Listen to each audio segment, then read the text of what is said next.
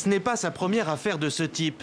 Et pourtant, ces images de l'interpellation, l'avocat de la famille de Cédric Chouviat ne s'y fait pas. Plaquage ventral, prohibé dans certains pays, ou en tous les cas peu recommandé. 3 adultes, sur lui, ses jambes qui gigotent, c'est affreux, mais ces manifestations ne sont pas celles d'un homme qui veut échapper à l'interpellation, mais malheureusement des convulsions d'un homme qui est en train de mourir.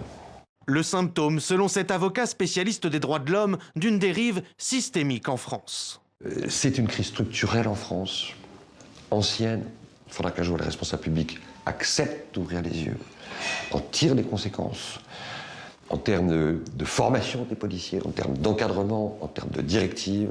On voit bien qu'on a manqué dans ce pays de courage politique. On n'est pas les seuls à le dire.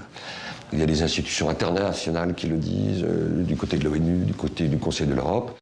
En novembre 2017, la Cour européenne condamnait la France pour la mort de Mohamed Boukrourou, décédé suite à un plaquage ventral par 3 policiers.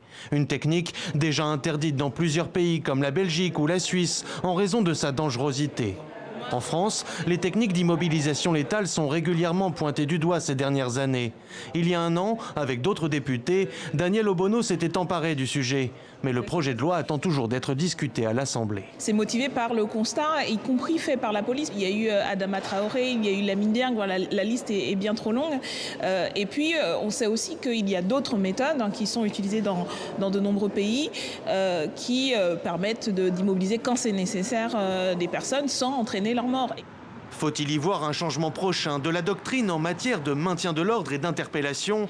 En tout cas, le décès de Cédric Chouviat embarrasse le ministre de l'Intérieur. Il y a un magistrat qui est en charge du dossier.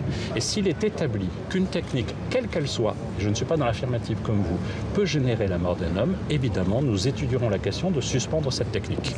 Déjà inquiet dans son rapport 2018 de l'augmentation de plus de 25% des saisines liées à des violences policières, le défenseur des droits Jacques Toubon a décidé de s'autosaisir dans l'affaire du livreur mort à Paris et compte ouvrir une enquête.